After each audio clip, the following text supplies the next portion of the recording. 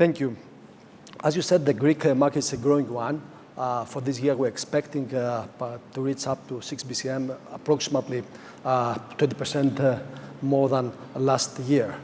I don't want to focus on technical things, but I don't want to bother with numbers, but it's very important to keep some numbers in our mind. The main driver for the growth in the Greek market is the power sector. And especially this year, the gas-fired power units work long hours. Why that?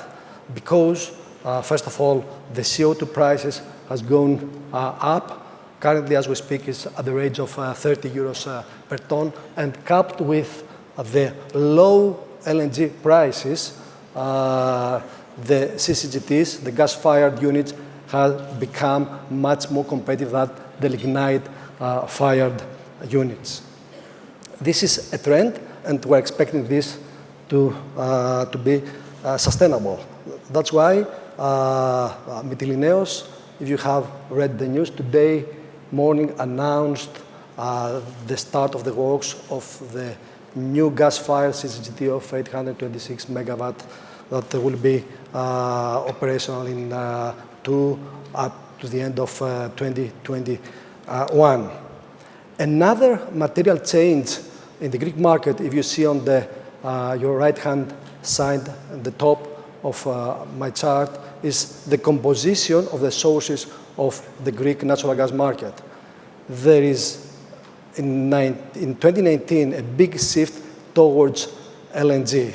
In the previous year, the two-thirds were about Russian gas, approximately 50% was Turkish gas, and the rest was LNG. This year, due to the very low prices, global prices of LNG, there is a big shift.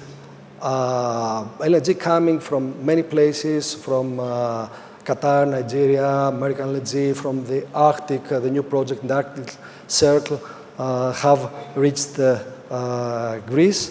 And it is something that was accommodated mainly due to Revithoussa. I have to admit that Revithoussa regasification terminal is the jewel of the natural gas transmission system crown.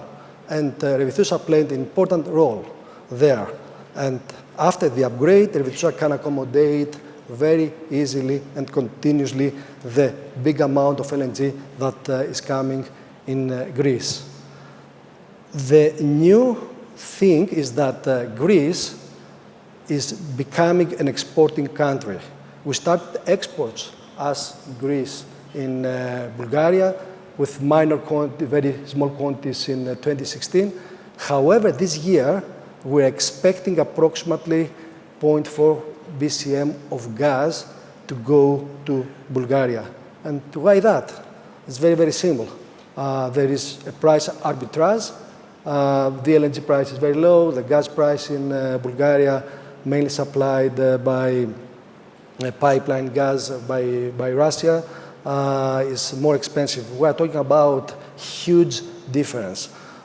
LNG at the range of $4 to $5 per MMBTU, pipeline gas at the range of $8 per MMBTU. You can imagine that it's a no-brainer to start exporting gas to Bulgaria.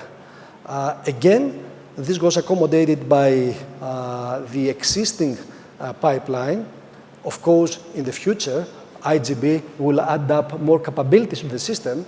However, even today, through the existing system, we can export a large amount of natural gas. The capacity of the flow from south to north, from Greece to Bulgaria, is 4.5 million cubic meters per day, which is considerable amount. And this was happened due to the two TSOs, DESFA and Bulgartransgaz. They finally found out a way without any investment, even €1 was invested, to play with the software a bit and to increase the capacity. So the lesson learned here is that there are clever ways without making investments to increase the capacity. If the willingness is there, there's a way to do things. The LNG share is growing, which is something that we do not know if it will be sustainable. Nobody can predict what will be the LNG market in the future. Additionally, we're expecting that the current suppliers in the market, the current pipeline gas suppliers, to defend their market share. We're expecting to see their reaction. And do not underestimate, because there is a lot of discussion about LNG, do not underestimate, and I'm talking about as a gas marketer, the role of the pipeline gas that plays in a marketer portfolio. You need pipeline gas because it has different attributes as a product, and LNG, of course, to cover spikes or even to cover part of the base load. But you have to have a mix. Nobody can supply the customers without having only LNG or pipeline gas. Further infrastructure development, of course, will strengthen Greece's strategic position in the region. Ourselves, we support any infrastructure project which is market-based, and the marketeers and the end customers will not pay any additional amount. We are not willing to pay additional money for projects that are not supported by the market fundamentals.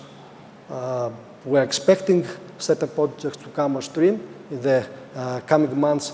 Hopefully, TAP will be ready, giving us more opportunities and more chances to get access to competitive natural gas. IGB, 10 years delay. It was expected back in 2012 to be in place. Best estimation is 2022, 2021, I don't know. But with the current system, we can do our job. But IGB can add up more capabilities. Other projects are welcome once they are market-based. Thank you. Thank you very much.